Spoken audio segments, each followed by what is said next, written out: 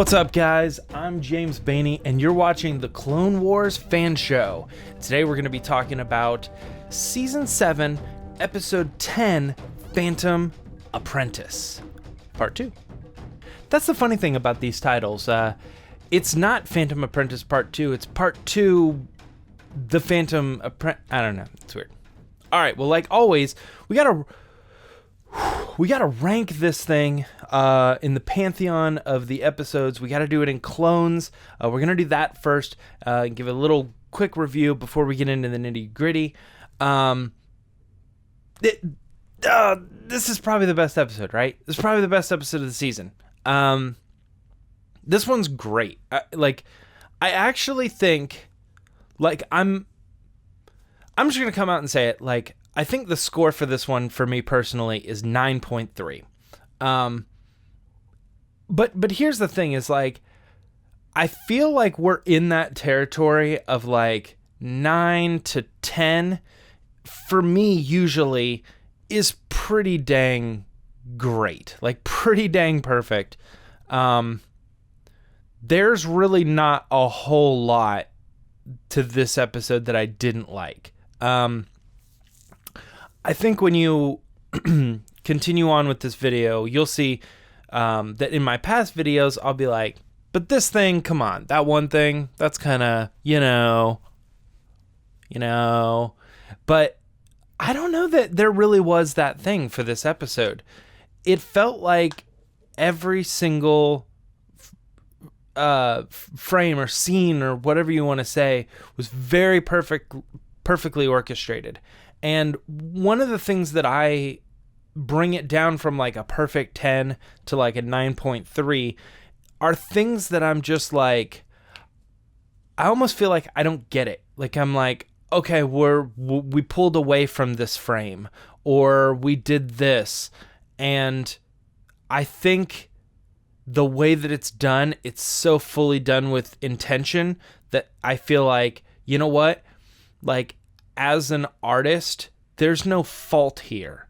The fault is that when I show this scene, I want to pull away. I want to show this happening at the same time. And I don't know. I think that's kind of where the 9 to 10 range is practically hey, this is a perfect episode of Clone Wars. And I think a lot of people are going to say that.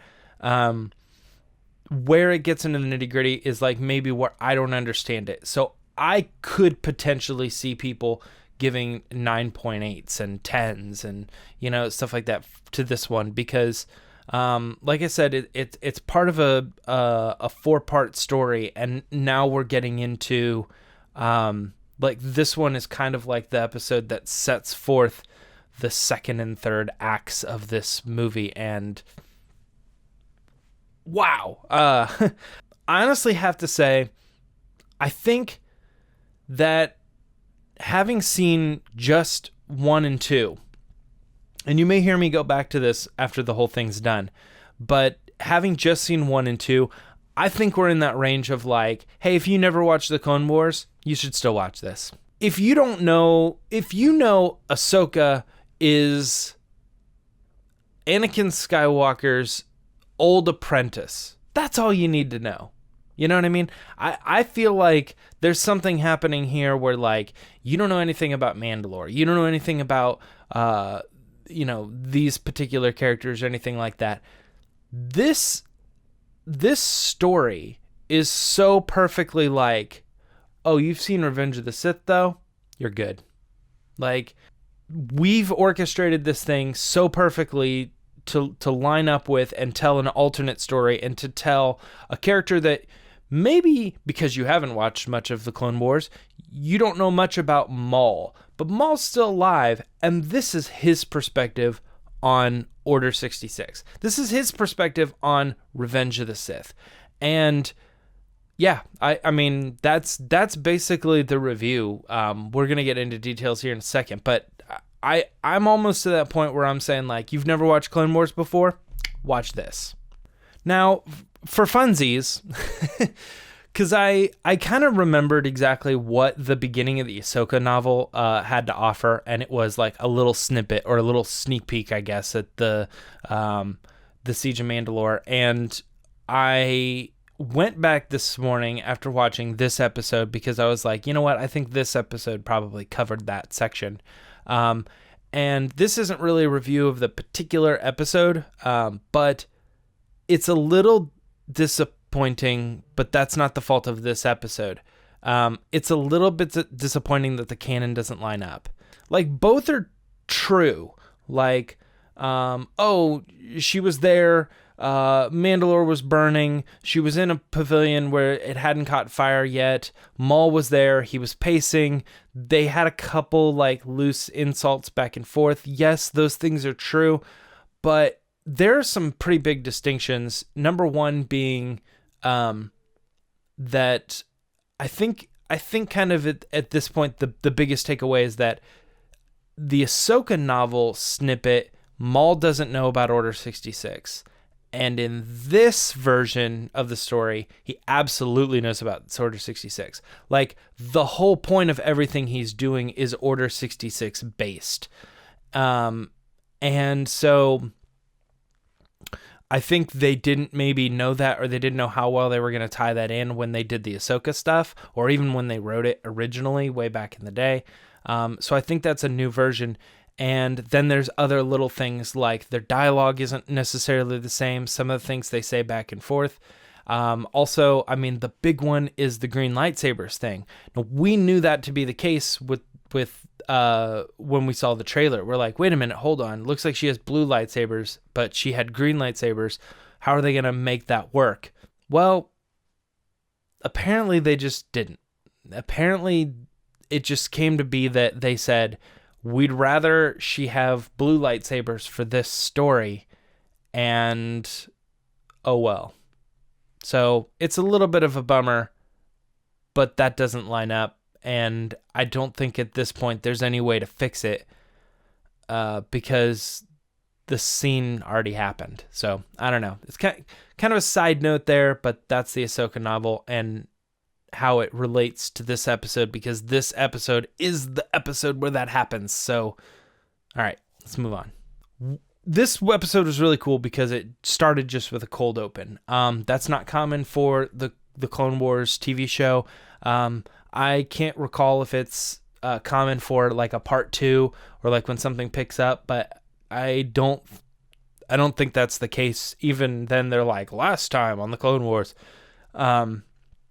This just went straight into it, and I think that's fully with the intention of, hey man, no recaps or anything like that.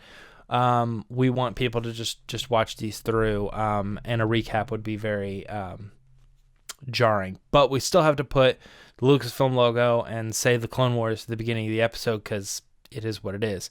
But I actually wouldn't be surprised. Well, I don't know. Maybe I would be surprised. I was going to say if they actually released it as a 4-part, there it is. Boom. It's all one thing without the intros and stuff.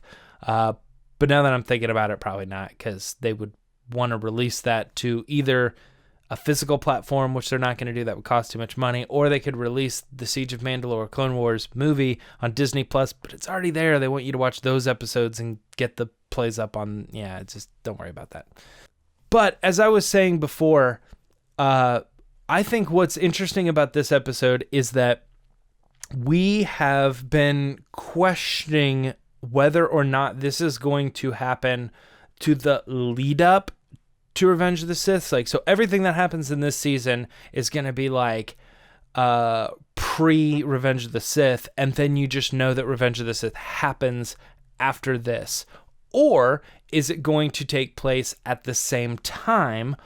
Or is it going to go through Revenge of the Sith and carry on past it? We now know officially that option 1 is off the table. This story now, it's not leading up to Revenge of the Sith anymore because of the scene with Obi-Wan and talking about how Anakin killed Dooku. It's kind of funny. Like I'm really off of my show notes because I'm just so excited about what's happening in this. I'm not really following the episode in order. But I think that is like one of the best things that they could have done. I think it brings the payoff to like, it's hard to explain. The Clone Wars as a series all happens before this movie, but I think they've shifted the story now just so that they can say what I was kind of talking about before. If you've seen Revenge of the Sith, this is an alternate view. This isn't like a prequel to Revenge of the Sith that you should check out. This is like, no, it's equal to, it's happening at the same time. It's deleted scenes, if you will. Like, if you were watching Revenge of the... Actually, this would be a cool fan edit. If you're watching Revenge of the Sith, cut in, like, meanwhile, and then show us what's happening on this planet. And when they say, they show Palpatine and he's like, everything's going according to my plan and soon blah, blah, blah, blah, blah. Then cut over to Maul and be like, if I've predicted correctly, it should be happening pretty soon. Like, that would be a cool edit. And that's why I think this is like that payoff, because it's happening at the same time. And I feel like I'm rambling at this point. So you get why I'm excited that it's happening at the same time. But I think one cool thing to add to this too is that they've, like I said before, they changed Maul over to understanding and knowing that Order 66 is coming. And again, just to reiterate what I was saying before, like, that adds this new level of payoff to, like, Maul is smart, he's aware, he's part of the plan. All of everything we've seen is lead up to the movie, and all of everything we've seen in the Clone Wars is lead up to the movie, this movie, and they're tied together. It's all so good, and I love that. Yeah. Getting back to trying to follow the episode as it goes through, I know that when we first see Maul and he was talking about why he was bringing Obi-Wan there, I thought, okay, well, he clearly knows about Order 66, and I think this might be Maul's last opportunity to kill Kenobi. Like, because he knows that if he doesn't kill Kenobi now, then Order 66 is going to happen and he's going to lose his opportunity. That, I think, still probably factors into some degree, but as the episode goes on, and we'll get to that, I think it makes it clear that that wasn't the intention of why he was trying to lure Kenobi into Mandalore. And spoilers, you already know it's because he was trying to draw out Skywalker, but like I said, we'll get to that. When this scene happens, though, the fight choreography in this episode, is astonishing. They brought Ray Park back to do Maul. It's just, it's great. I think there's a potential that people will say these are some of the best. This lightsaber fight that happens in this episode has the potential to, and be understandably, some people's favorite lightsaber battle of the entire Star Wars saga. And that makes sense to me. Like, it may or may not be mine, but I'm saying, no, I get that. It's great. And there's a lot of weight, and the way they lay it out, perfect. But the fighting in this whole episode, all of the action is wonderful, including this very first scene where, Ahsoka comes at him and he just kind of like quickly like owns the scenario. He throws Rex against her and they slam against the wall.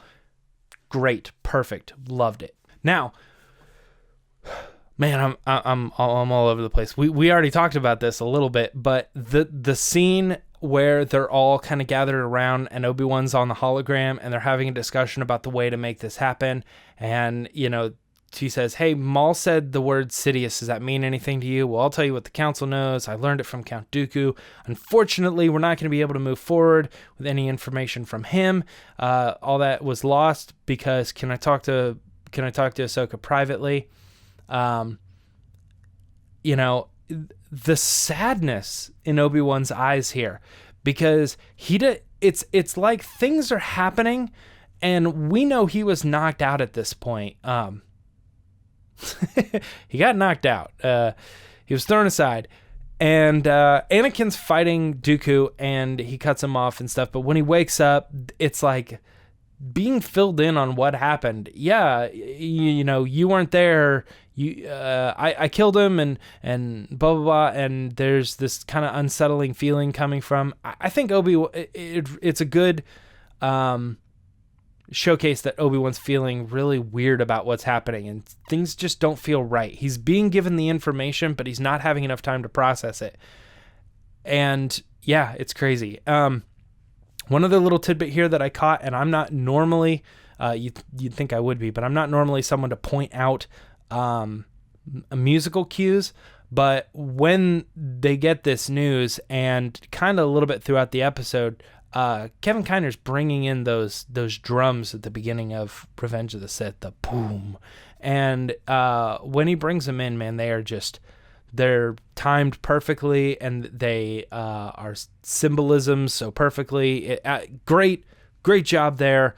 And the biggest showcase of this is in this scene when he delivers the news, and it cuts to Ahsoka, boom, you know, and it's great.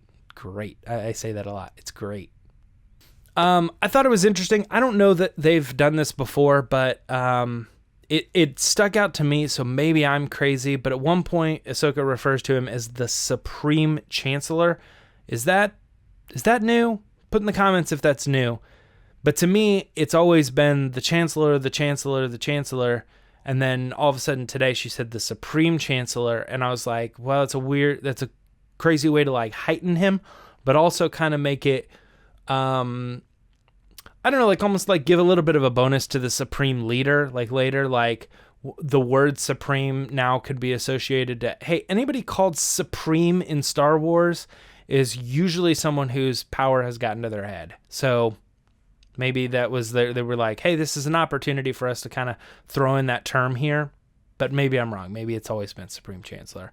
And that still doesn't mean that what I said isn't true. It was just thought about before this episode. Another quick thing that I noticed is that Obi-Wan kind of admits fault here. He says, the council isn't always right. Yeah, I don't know.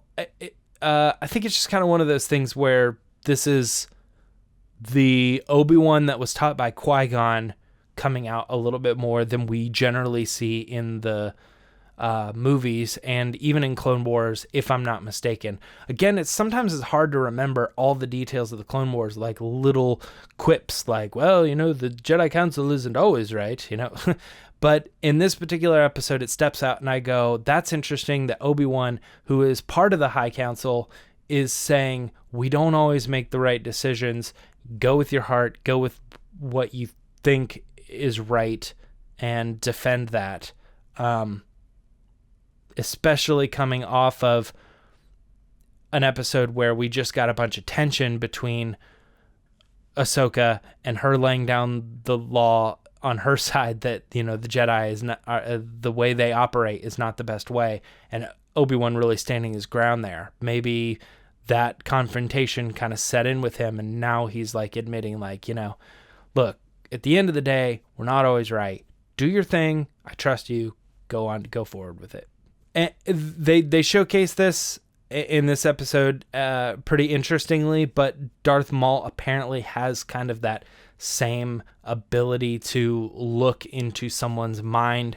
They say it when he's interrogating Jesse, and I just a quick note, but I thought that was really cool, the way that they are tying that in kind of with Kylo Ren, or that bringing that new technique to the type of person who would probably want to have that ability. Someone like Maul, who later in the episode says information is invaluable, so having information about Ahsoka and about so many other things that are going on right now in the galaxy is important to Maul. So he would be the type of person who would try to cultivate that dark ability, if you will. Right after that, he says to Gar Saxon, see that the Prime Minister does not become an asset to our enemy. This is just going to be a quick note. I think this is kind of a way for them to say, hey, here's why Mandalore was never really part of the movies. It was just a quick line to say, even like after the movies, you know, it just is like, make sure we always kind of close off that whole story and what Mandalore was doing at the time. So I just thought that was kind of interesting that he kind of gave that command to make sure that we always keep Mandalore separate from some of the bigger stuff. This is when we get to see their prime minister, and he gets questioned, and he delivers this new information that Maul is really bent on trying to get Skywalker. It came to him in a vision. He's been rambling on and on about it. Yeah, I mean, it's really interesting. And I almost thought he was going to say Vader and that name wasn't going to mean anything, but I think they're trying to keep the moment of Palpatine creating that name for him, as in, like, this is the first time it's been spoken in the galaxy, the first time the words Darth Vader had ever been uttered, you know? So I think they wanted to keep that, but it's really interesting that Maul is trying to seek Anakin, and I'll say a couple more things before we get into the crux of why he's trying to do that. Again, we already know, but it's interesting and it's a reveal. He's really after Skywalker. It's cool. Immediately, like after this, boom, boom, boom, there's this fight scene in the elevator with Bo-Katan, and it's so good, man. Like, everything about it is just, it's high tension. Her getting, you know, stuck under the elevator, her putting her shield up and then having, or like grabbing onto the side, turning around, put the shield up, gotta block it. So awesome, man. It felt like a Mission Impossible scene. Like, if this was Tom Cruise and, you know, he's fighting off someone, it just feels like they're both absolutely at the top of their game, and it's just kind of like the environment that they're playing in, and her like stopping the elevator and it coming down very slowly, and her tapping her toe down, and then she has that like boost to the thing, but it's really just like her strength. It's such a great scene. I really liked that scene a lot. And then we get something that is very make Solo 2 happen in my eyes, but you know, you walk into this room and Maul is conferring with a Black Sun and the Pike Syndicate, and then also Crimson Dawn, and we get an animated Dryden Voss standing in the scene. Nobody says anything, but it is very much just like a wink to the new stories that have come. It turns out that they've clearly set up Maul is in cahoots with this new underground ring that's Crimson Dawn. And if that's the case, then there's no reason that Dryden Voss is not here right now getting orders from Maul. And it's a big tie-in, because now, and in a weird way, I know this is kind of silly, but now when I watch Solo and I think about Dryden Voss, I think that it's interesting to think he was getting orders from Maul. That guy was getting orders from Maul about what to do in this new time frame with Order 66 happening and stuff. So, love it. Great scene when we walk into the room and he's on the throne. He's sitting there. I'm gonna draw a blank on this one, but like, I feel like that is an homage to something very specific that I can't place at the time. If you guys know, or you guys can think of some examples, please put them in the comments.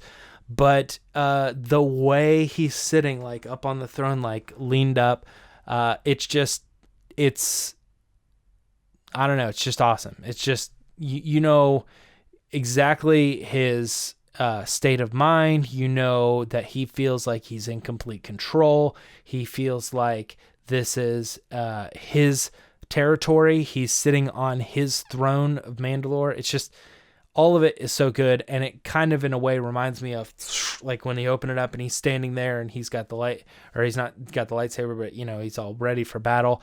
He already knew those doors were going to open. He already knew these people were going to walk in, and yep, just very well directed.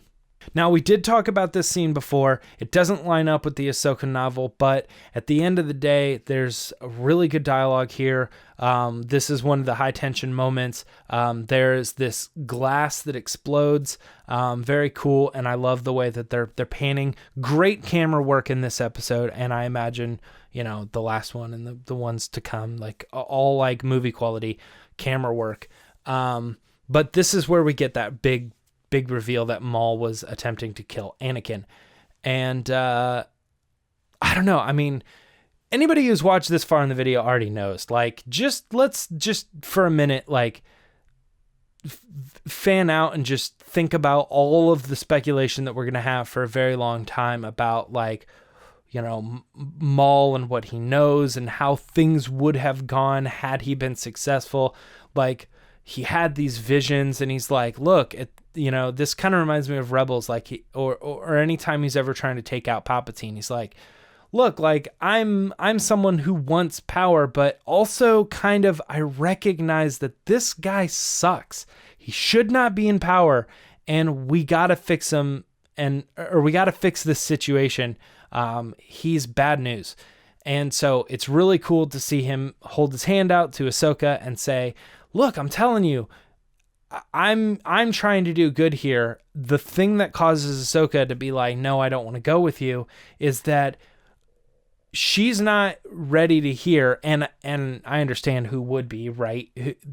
Hey, your like best friend or your mentor or your father figure, your brother, I don't know, however you want to look at him, but this probably the most important person in your entire life is evil, and he's gonna be really, really bad soon. So I was trying to kill him. Can you help me kill him? And she's gonna say no. Obviously she's gonna say no.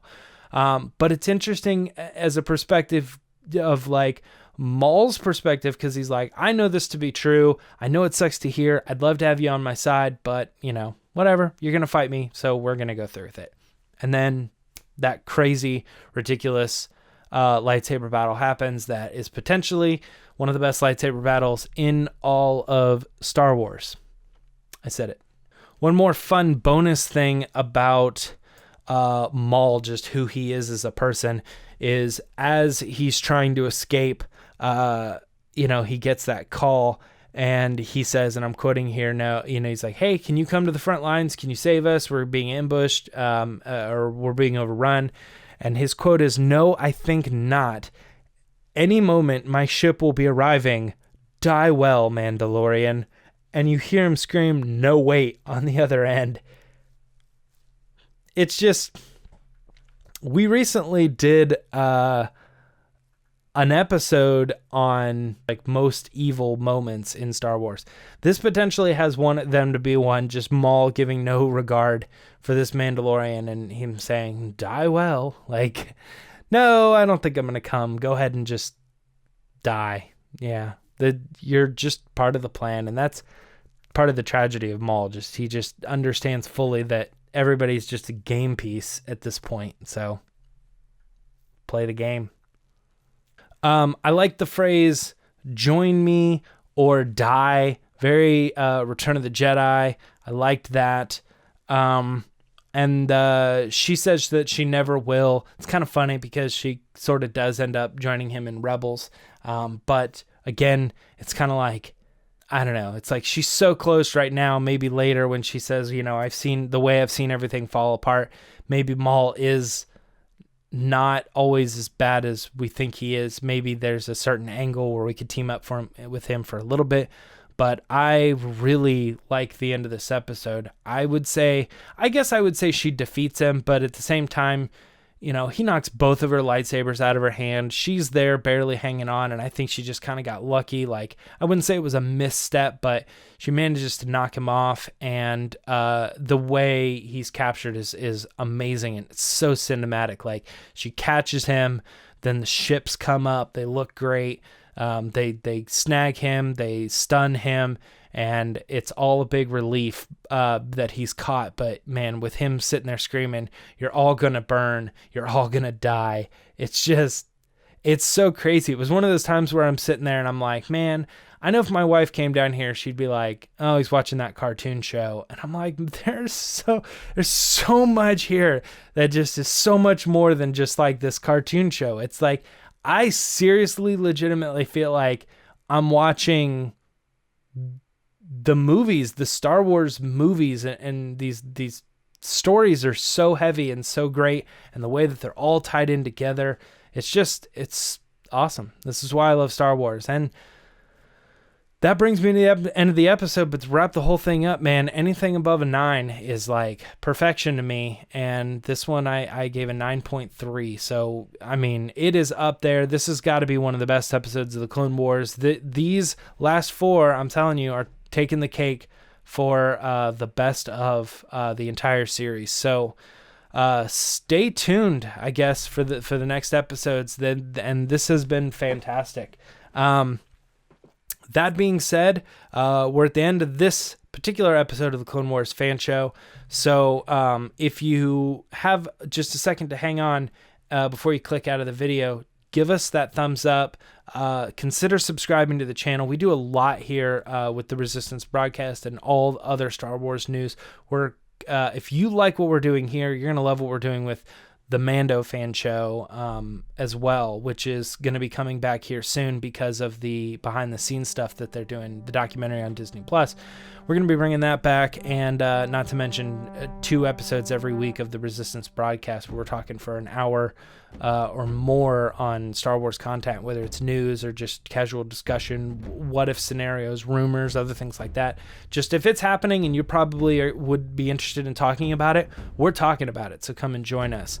I think that's basically it. If you guys like the video, like I said, give a comment. Let's have a discussion. I'm going to be in the comments as soon as the video goes up. So, until next time, I'll see you around.